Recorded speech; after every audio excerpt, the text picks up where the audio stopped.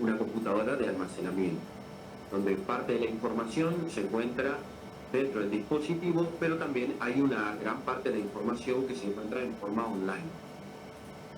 Cuando se realiza una pericial informática, lo primero que se debe realizar es una copia bit a bit de todo el dispositivo para obtener toda la información en crudo. ¿Qué quiere decir esto? Que se extrae la información tanto la que uno visiblemente la puede ver normalmente y la que se encuentra completamente borrada. Generalmente cuando se realiza una pericia, la información que fue borrada se puede volver a acceder, se la puede recuperar, excepto que alguien haya realizado un formato especial, formato de tipo forense, con un formato en el cual básicamente intencionalmente se busca que no se pueda recuperar una información. Para que se entienda, cuando uno borra normalmente, ya sea un archivo, una conversación, un audio, no borra la información en sí, no borra los datos binarios, sino que lo que borra es la dirección a donde apunta, donde se encuentran esos datos. Ese es un borrado convencional. Entonces, los peritos recuperan esa dirección y la información se puede acceder porque la información en realidad nunca es borrada, siempre se encuentra en el lugar. Pero en estos casos, lo que han hecho es no solo borrar la dirección, sino sobreescribir los datos con ceros y unos, o se sobrescriben los datos en forma aleatoria, donde se encuentra la información. De esa manera uno pisaría la información y cuando la información se sobrescribe ya no hay ninguna forma de recuperación. Bien. Aún así, también sorprende un poquito porque también se puede acceder a los datos que existen en la nube. Pero también, en este caso, aparentemente fueron borrados los datos en la nube también. Con lo cual, hay un borrado de tipo intencional. Bien. Y en este caso, ¿es posible que una persona sin mucho conocimiento en la materia podría hacer todo este borrado, sobreescritura de los datos y demás? ¿O es necesario que haya una persona especializada para poder hacer esto? Mira, por ahí sí te puedo decir que una persona común puede hacerlo porque hay software que hoy lo permite, o sea, hay apps que uno puede bajarse y producir este borrado de forma intencional. Hay apps libres hoy que lo hacen en los celulares, digamos, pero bueno, ciertamente alguien sin conocimientos técnicos para saber que existe esta forma de borrado debería por lo menos tener un asesoramiento. Claro. Es, le consulto porque tal vez una persona, bueno, yo considero que soy una persona que no sabe tanto en la materia y bueno, y esta persona en particular que estamos hablando, que estaba a la dirección de esta agencia de discapacidad, no sé qué tantos conocimientos tengan, pero bueno, sabiendo que se lo estaba investigando y demás, probablemente pudo tomar cartas en el asunto previamente como para evitar ciertos inconvenientes si se quiere. Generalmente te voy a decir algo por experiencia personal. Yo soy Ujú. perito informático de la Nación y he tratado muchos casos, entre ellos las primeras causas, por ejemplo. Y siempre nos hemos dado cuenta que cuando hay funcionarios políticos, de alguna manera, o que tienen cargos políticos, suelen tener los teléfonos encriptados o Ujú. suelen tener sistemas de borrados instalados especiales o eh, no es difícil creer que una persona con un cargo, un funcionario público, Ujú. tenga software específico para borrado dentro de los dispositivos celulares. Bien. Así como también sistemas criptográficos para llamada, incluso sistemas criptográficos dentro del celular propios y pagos. Bien. Y bueno, justamente es un escándalo a nivel nacional y yo quería saber también cuál es el alcance en definitiva que pueden tener ustedes como peritos informáticos en lograr recolectar la mayor cantidad de información posible, porque me mencionabas que se puede borrar esta información, pero asegurándose también de alguna manera administrar más información así se sobrescribe, entonces lo que te va a aparecer en definitiva va a ser la información sobrecargada y no la verdadera. No sé si me explico. Sí, sí, sí. A ver, básicamente lo que hay que hacer en un caso como este tipo, por ejemplo, Ujú, donde se encuentra que la información fue borrada, ujú, es en realidad investigar por qué fue lo que fue. O mm, sea, acá en un caso de esta magnitud, lo que me estás planteando, se va a buscar hacer primero una copia del celular escrita PIC, para luego saber qué se instaló que produjo el borrado de esta información. Hasta, siempre cuando se habla en una pericial o cuando un perito te habla, te va a decir, hasta el día de la fecha no hay manera de recuperar información que fue pisada, ¿ok? ujú. Porque de hecho hasta la forma forense de borrado es esa, sobreescribir la información bit a bit. Ahora, hasta el día de la fecha no existe un sistema que pueda recuperar ese tipo de información. Pero en este caso tienen que además ver la investigación en la base de datos, lo que se borró en la nube, fecha, día, hora en la que se borró, ¿sí? Acceso a esos sitios, incluso si hubiera sido por WhatsApp, WhatsApp realiza una copia en la nube todos los días a las 2 de la mañana, si uno obviamente por default está activado, y si se puede recuperar los backups anteriores a la fecha, porque va haciendo varios backups encriptados que los deja en la nube. Entonces, si uno puede recuperar uno de los backups, posiblemente pueda acceder a la información si tiene un tiempo determinado. Bien, Siempre y cuando, obviamente, no se hayan borrado también estos sistemas de backup dentro de la nube. bien. Eso es lo que se tendría que poder hacer. Bien, entiendo entonces. Y bueno, justamente teniendo en cuenta de si en el caso de que, bueno, ya sabemos que no se pudo precisar esta información, no se pudo acceder a esta información, ahora lo que podría quedar a la vista es cuándo se sobrescribieron estos datos, con qué Sí, software se pudo haber hecho, todo esto se podría dejar constancia y que sea parte de este antecedente judicial de alguna manera.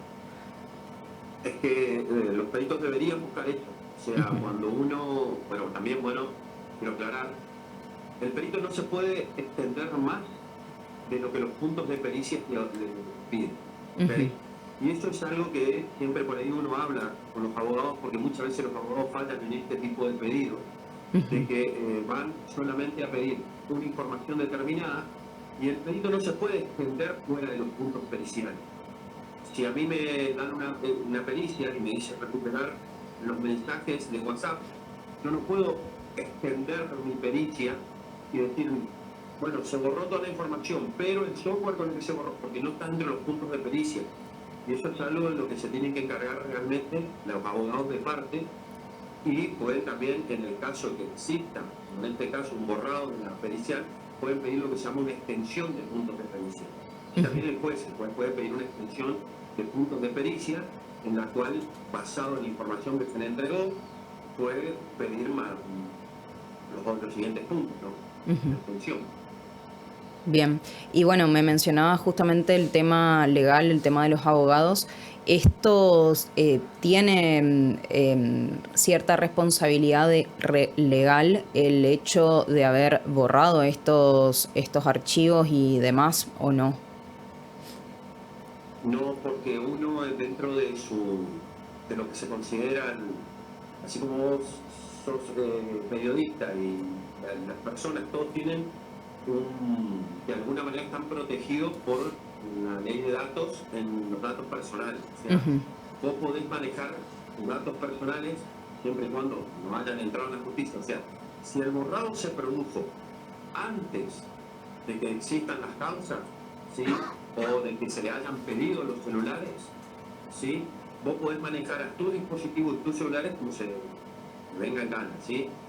Vos podés decir, no, mirá, tengo conversaciones privadas, personales con determinadas personas que no quiero que se sepan y utilizo un sistema de borrado convencional, ujú. lo cual de alguna manera sí está amparado por la ley. Vos no estás obligado a entregar tus datos. Bien. ¿Y usted como perito informático se suele encontrar con este tipo de casos? de este Sí, borrado y especial. te vuelvo a repetir, yo me lo he encontrado, por ejemplo, en el caso como la primera causa, caso de narcotráfico. Hoy día el 90% de los funcionarios utilizan celulares con sistemas encriptados o con criptografía, borrados, mira, borrado a bajo nivel, que es este tipo de borrado. No te digo que es común en la gente convencional, o sea, cuando vas a una causa donde hay un asesinato o casos comunes, digamos, Ujú. uno generalmente cuando hay secuestro de celulares no se encuentra con este tipo de cosas, ¿sí? Pero sí cuando implica a determinados tipos de personas. Bien. Por Y ejemplo, es rarísimo ver un caso de secuestro de droga o narcotráfico, los celulares que estén utilizando estén totalmente inutilizados una vez que los tienen editados. claro. ¿Y influye de cierta forma el sistema operativo del celular o es indiferente? Mira, no debería influir, pero sí influye. Sí influye. A ver, y en realidad eso ya tiene que ver con los dispositivos que se van utilizando y la experticia de alguna manera del perito informático. En Argentina es muy común utilizar un sistema llamado Upper o de Case, que son sistemas muy típicos con los que se utilizan para extracción de datos a nivel del celular. Yo hace poco di una conferencia donde explicaba que estos sistemas van a ser completamente inútiles frente a herramientas con inteligencia artificial o que hoy mismo los celulares utilizan, y ya es conveniente que el perito tenga una mayor experticia para poder acceder de forma directa a la información, creando nuevos programas que puedan extraer la información de los distintos dispositivos. A mí me parece que eso ya es una cuestión donde cada Estado debe de alguna manera empezar a tecnificarse de forma correcta para poder acceder a este tipo de crímenes. Porque esto, con el advenimiento de la inteligencia artificial, va a crecer, va a aumentar las medidas de seguridad, donde la gente, donde los peritos no van a poder acceder a determinada información, y con los software tradicionales que se utilizan no se va a poder acceder. Bien. Eso le quería consultar particularmente qué recomendación daría usted como perito informático en futuras investigaciones y demás, como de alguna manera para preservar esta información, esta documentación que se borra, borrado especial como lo dicen. Mira, creo que es una cuestión de Estado, ¿ok? Porque incluso me ha pasado personalmente entrar en causas donde, por ejemplo, en Chaco, hace un tiempo atrás, no teníamos siquiera las licencias de las versiones actualizadas para hacer periciales. Y muchas veces me he tenido que ir a hacer pericias fuera de la provincia por Ujú. no tener software básico, o sea, herramientas básicas.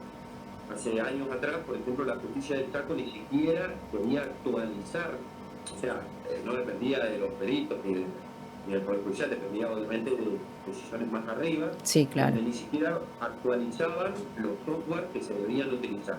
Entonces, nos encontrábamos con ese problema como principal, que era un problema bastante grande, porque teníamos que empezar a pedir turnos en otras provincias para poder realizar este tipo de pericial.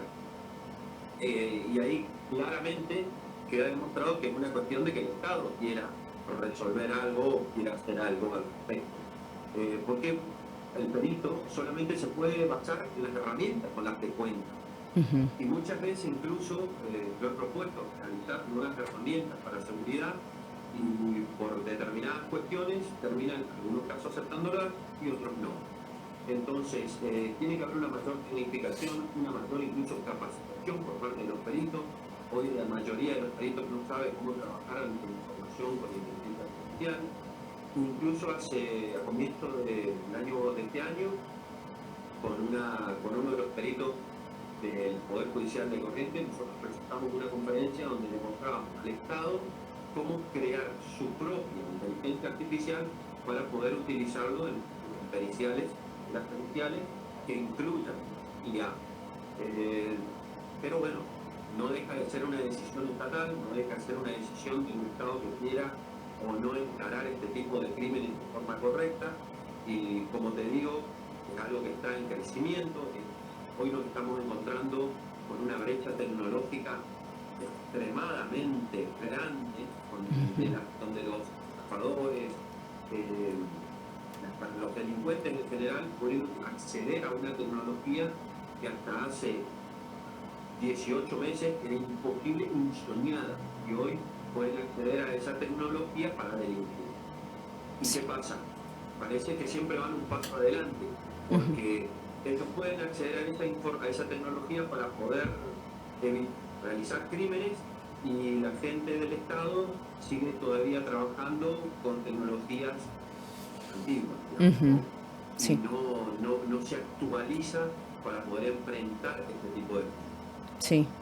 Sí, obviamente que requiere un montón de inversión, conocimientos, políticas y demás. Sí, y termina siempre recayendo en qué tanto es lo que quiera avanzar en.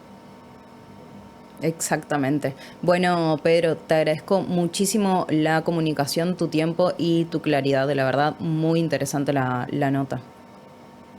Gracias.